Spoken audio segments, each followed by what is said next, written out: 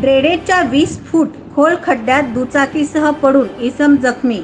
महालक्ष्मी मंदिर ते कर्णिक नगर ड्रेनेजच्या खड्ड्यामुळे अपघात. महापालिका अधिकाऱ्यांचे मात्र दुर्लक्ष. पहा नेमके काय घडले. नमस्कार, जय महाराष्ट्र. मी तुषार खंदारे, शिवसेना उपशहप्रमुख उद्धव बाळासाहेब ठाकरे. आज आपण कर्णिक नगर समोरील महालक्ष्मी मंदिर ते वालचंद कॉलेज हा रस्ता, या रस्त्यावर आज दुसरा अपघात झालेला आहे. आणि दुर्दैव ह्या गोष्टीचं वाटतं की ड्रेनेज लाईन करताना महापालिका असो किंवा संबंधित ठेकेदार कंत्राटदार असो, नागरिकांच्या जीवाशी खेळ त्यांनी केलेला आहे. आज आपण बघतोय दोन्ही बाजून रस्ता आहे, इकडून तुम्ही बघू शकता. तर रस्त्याला या गटारीसाठी सिक्युरिटी म्हणून ही प्लास्टिकची पट्टी लावलेली आहे. तिथे लावलेलं नव्हतं, त्या साईडला पट्टी नाही. त्या बाजूला बांबू आत्ता लावलेला आहे, त्या बाजूला कालपर्यंत पट्टी पण नव्हती. आज दुसरा माणूस दगावता वाचलेला आहे. त्या माणसाचं तुम्ही जर वय बघितलं आज, तर वयाच्या 50शीतला माणूस असून पोहता येत आहे. फक्त ह्या कारणामुळं ते माणूस हा माणूस हा व्यक्ती पडला होता. ह्याच्या आतमध्ये 15 फूट आत पाणी आहे. हा खड्डा जेमतेम 20 फुटाचा खड्डा आहे, त्याच्या खाली 15 फूट अजून पाणी आहे. या माणसाला पोहता येतं म्हणून ते वर येऊ शकले नाही, तर आज यांचा प्राण गमावू लागला असता. आज महापालिका असो, संबंधित ठेकेदार असो, यांना न्याय कोण देणार? यांची आज गाडी, यांचं पाकिट, यांचं मोबाईल सगळं आतमध्ये.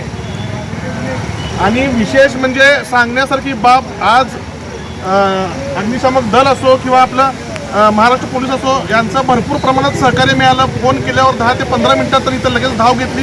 पण संबंधित घटनेनंतर आज दुसरी घटना आहे. संबंधित घटनेनंतर महापालिकेचा एकही अधिकारी आलेला नाही आणि याची दखल घेतलेली नाही. आता ही घटना होऊन सुद्धा अर्धा ते पाऊण तास, मिनिमम 1 तास तरी ही घटना होऊन वेळ झालेला आहे. तरी या संबंधित वसाहतीमधील नागरिकांच्या सुद्धा भरपूर तक्रारी आहेत. तरी महापालिकेने याची लवकरात लवकर दखल घ्यावी. आणि 2 घटना झालेल्या आहेत, तिसरी घटना होऊन कुणाचा तरी जीव गमवावा लागावा अशी वेळ येऊ देऊ नये ही माझी नम्र विनंती. तर रामचंद्र गुत्तीकोंडा, मी अशोक चौकात राहतो.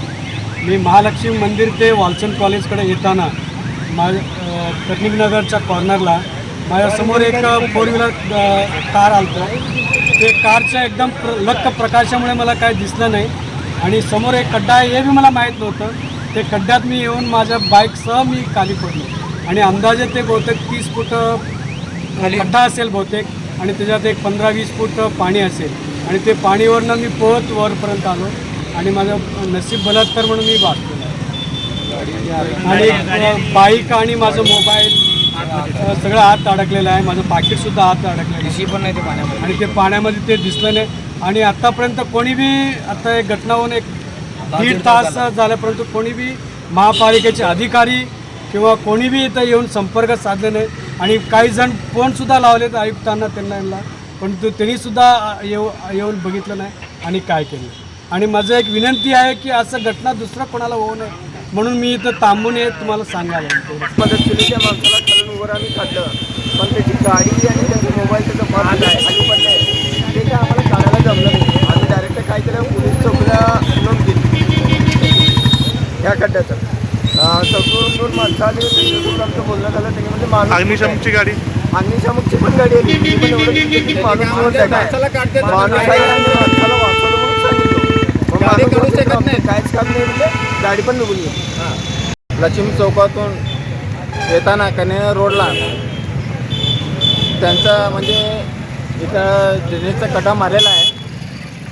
काय त्यांना समोर येताना कार अपर टिपर ते लाईट मारल्यामुळं त्यांना कळालं नाही. इथं ड्रेनेजचा कटा मारलेला आहे महानगरपालिकेने.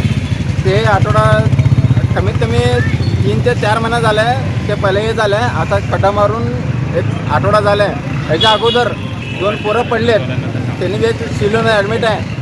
आता ह्याच्यामध्ये आता आमचा माणूस ते पडलेला आहे, आमचा पाहुणा. तुमचं नाव काय? रमेश दारा. SB न्यूज चॅनलला लाईक करा, शेअर करा, सबस्क्राईब करा.